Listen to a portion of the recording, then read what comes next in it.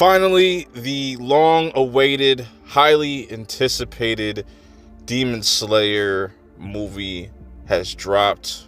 We have finally gotten to the final arc. It's been not a long wait.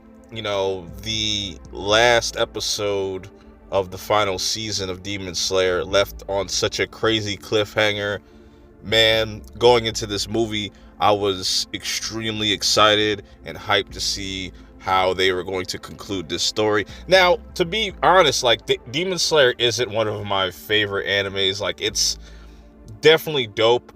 You know what I'm saying? It has a very basic, simple story to follow. I really like a lot of these characters. I like Muzan and how this whole world is been presented. It kind of feels bittersweet because of how short the series is, but it's okay because this movie has already been doing crazy numbers overseas before it even hit the States, and I can't wait to see what this movie does. And this movie is going to be a big deal and a huge game changer for not only cinema but for anime as a whole. So this, like I said, picks up where the last season left off, where all the Hashiras are being lured into Muzan's Infinity Castle, and man, do they pop off immediately in this movie. The animation is just, chef's kiss. I don't know what IGN is talking about. I don't know why people even entertain anything they have to say about critiquing movies and whatnot, because they have no idea what they're talking about when it comes to Demon Slayer. This movie, what I like about it from the start and just with just the different matchups is it's not random matchups. Each matchup is very personal in this movie, and I feel like that was a very smart thing to do narratively. And before we can get into the Muzan thing, because he's hiding out, he's somewhere within this Infinity Castle. Everybody's trying to figure out where everybody is at, while also having to take out these upper moons. And the upper moons are a pain in the ass. They are like some not Elder Scrolls, but Elden Ring, fucking Dark Souls type of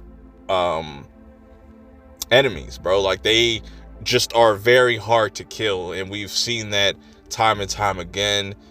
But also, the Hashiras don't give up, because they gotta slide for Red Goku. They gotta slide for Kaguya, because I just love how this kicks off, where you see all the Hashira just falling in into the castle and whatnot, and we're getting ready for the matchups. The first matchup that we get is Shinobu versus Doma, and Doma is upper rank 2, so he is definitely not to be fucked with. And they make that very clear that he is much stronger than Akaza.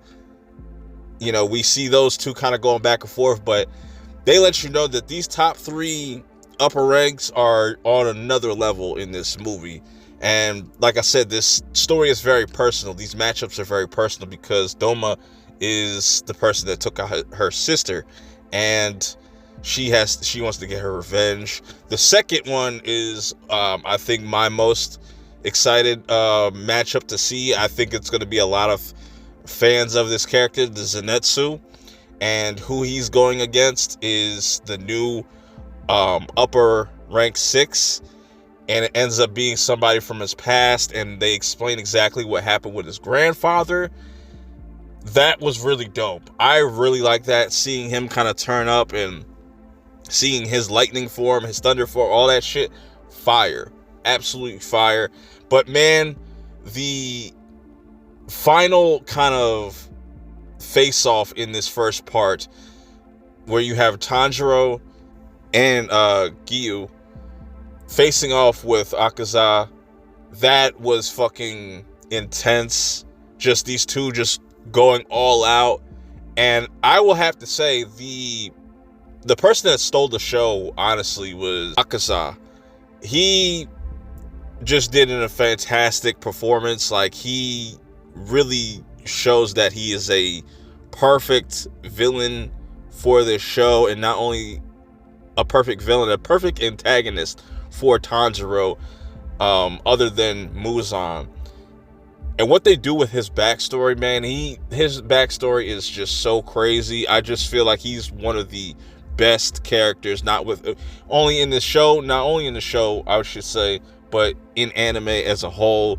Fantastic. I just love how they saved that moment for a specific moment in the movie. I'm not going to say when that was, but yeah, the animation, Ufotable just did a really good job.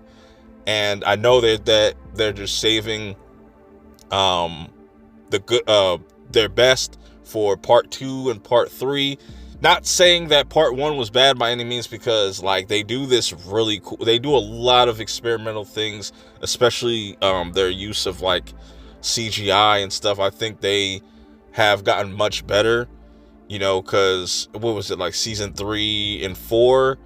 It was looking a little crazy, but I feel like they do a lot of unique techniques throughout, and just seeing how much Tanjiro has pushed himself up to this point. And another thing that's really interesting about this part of the story is Tanjiro is not going to have the assistance of Nezuko.